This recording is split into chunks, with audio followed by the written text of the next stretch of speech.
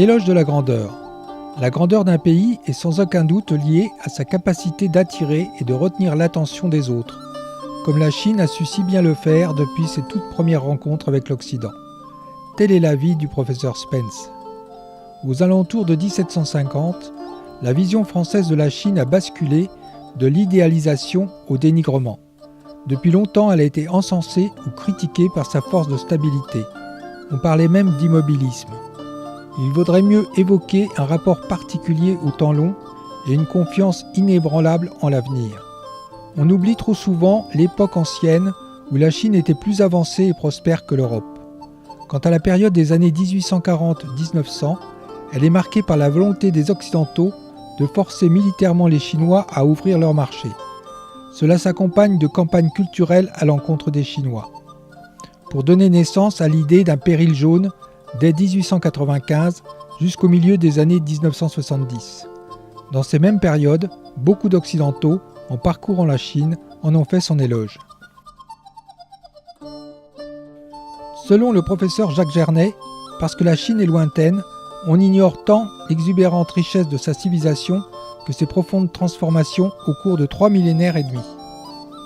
Le cliché d'une Chine immuable, d'autant plus apprécié du grand public qu'il est flatteur pour notre orgueil, n'est que le produit de l'ignorance. Ce film est une invitation à la connaissance.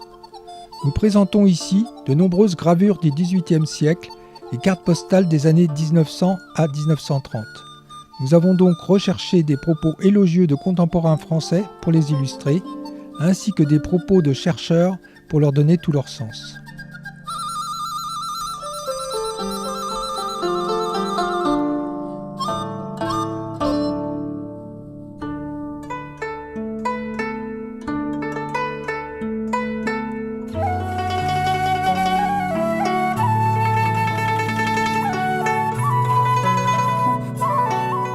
Éloge de l'agriculture et des agriculteurs.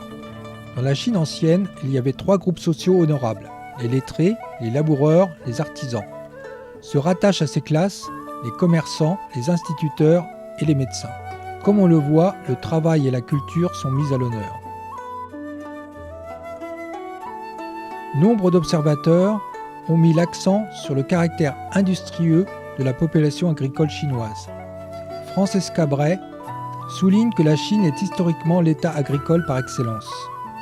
Elle considère que la supériorité de l'agriculture chinoise sur celle de l'Europe jusqu'au XVIIIe et XIXe siècle tient à un ensemble de perfectionnements dont certains ont été très précoces.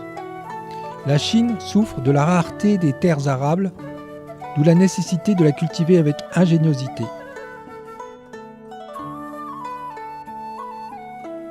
Dans la Chine de 1930, la taille moyenne des exploitations familiales est de 2,2 hectares en Chine du Nord et de 1,2 hectares en Chine du Sud. Il fallait produire coûte que coûte et la difficulté rend ingénieux. Plusieurs historiens, dont René Grousset et Jacques Gernet, expliquent l'importance historique de la culture du millet, de l'orge et du blé au nord et la culture du riz au sud. Sachant que le riz est étranger à la Chine du Nord, c'est-à-dire au domaine chinois primitif. Les premiers agriculteurs sont des défricheurs de forêts et de broussailles épaisses pour planter le millet. On vénère alors le prince millet et You le Grand qui sauve la terre des eaux, multipliant fossés, canaux et digues. Pas de vie plus laborieuse que celle de ces paysans chinois.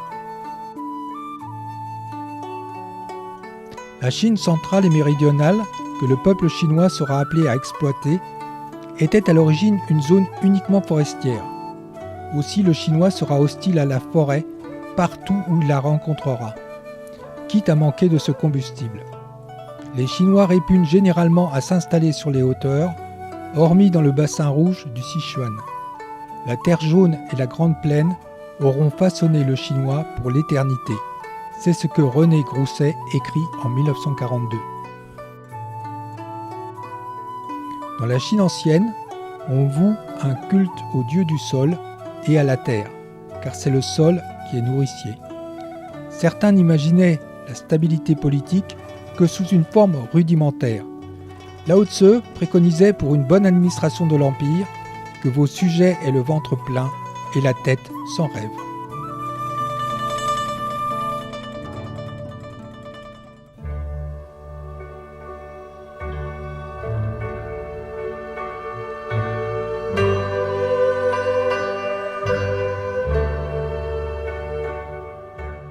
Éloge de l'architecture et du système bois.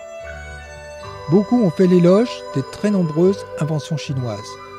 Évoquons brièvement ici l'architecture et le système bois grâce à Antoine Gournay. La Chine possède une importante tradition d'architecture en terre, briques et pierre qui s'est développée à côté du système bois et en complémentarité avec lui. Il existe, surtout en Chine du Nord, là où le bois de construction fait souvent défaut, d'innombrables édifices dont les murs sont en terre damée Hangtu. À partir des terres disponibles ont été aussi produites des briques, crues ou cuites, et des tuiles. Très tôt, les Chinois ont maîtrisé la construction de voûtes en briques ou en pierre, utilisées dans les ponts, les portes fortifiées, les tours de ville, les chambres funéraires des grands tombeaux, mais aussi la construction d'habitations particulières. Antoine Gournay souligne que le bois est le matériau de construction par excellence.